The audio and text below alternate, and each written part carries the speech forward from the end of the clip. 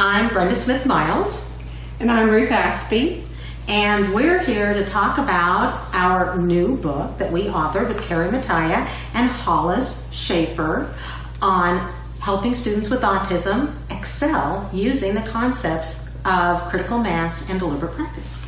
It's called Excelling with Autism, Obtaining Critical Mass Using Deliberate Practice. Yes, I have to read the title, but it's a long one. Yeah, and of course I didn't know what it was. So, anyway, many of you have probably heard about the concept of critical mass, but just not related to the area of educating students with autism. And critical mass is that point where you have learned information so well that it is automatic and you can take it and use it in situations where you hadn't thought of using it before. Right. You're able to manipulate it in such a way that you can navigate life. Right. And there are some things that most people who go through the school system leave the school system having developed critical mass in. And those things include reading and math. Most students who graduate have enough skills in those areas that they can be employed, that they can keep a bank account, that they can do basic things that they need to do. And even when they face new situations related to reading, if they read something that they never read before, they can pick it up and read it because they've developed critical mass, the ability to use those skills in new situations. The reason that almost everyone who goes through school develops a critical mass in those areas is because the school focuses on helping people to develop those skills to that level. We see reading and math as critical life skills. There are other skills that most people who graduate from public schools or from schools in general also have developed critical mass in, and those are social, communication, daily living skills. But there's a difference between what happens for neurotypical individuals and what happens for individuals with autism. Now, individuals with autism often have challenges with what's called implicit learning, and that means picking something up from the environment. And neurotypical kids do that in the areas that Ruth just mentioned: social skills, communication skills, and daily living skills. So when they are adults, they have already attained critical mass on these items with very little support.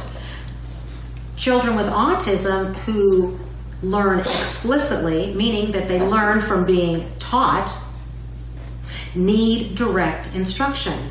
They need as much direct instruction as neurotypical kids in these particular areas. And furthermore, they need a specific type of instruction.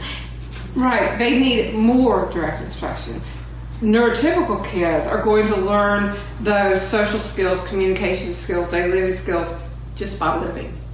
But they need direct instruction that the neurotypical kids can get by without. Exactly. And there is actually a science called deliberate practice.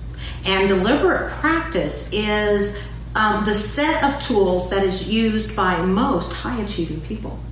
They're used by classical pianists, Olympians, the Beatles, Steve Jobs, chess masters. Anyone who has reached the highest level of their field, research shows that they are using the steps of deliberate practice.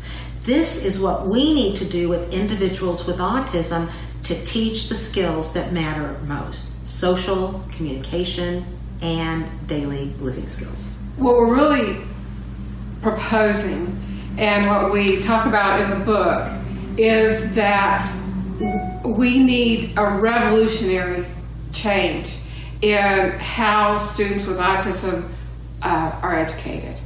And they need an opportunity for deliberate practice. The reason in these areas, and the reason that's true, is that right now the outcomes for people with autism after they graduate from high school, after they enter adulthood, are very grim in employment, in What are other? Living independently and having social relationships, having a network.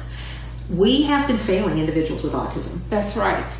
And so we have got to find a way to put opportunities for deliberate practice, hours and hours of deliberate practice, into their education process, so that students on the autism spectrum have an opportunity to gain critical mass, so that they have the same chance as their neurotypical peers for independence and for employment.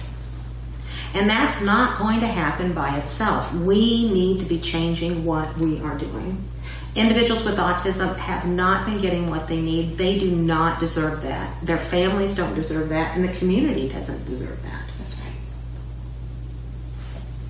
Oh, by the way, we'd like to thank you for listening to this very brief video, and we hope that you will read the book. And more than that, we really hope that you can help change the trajectory of individuals with autism. But again, before we go, I just need to say that if you've been seeing a little black and white fluffy thing sitting on my lap, this is Schumann, who feels the need to participate in almost everything I do. So, Thanks, Schumann. thanks.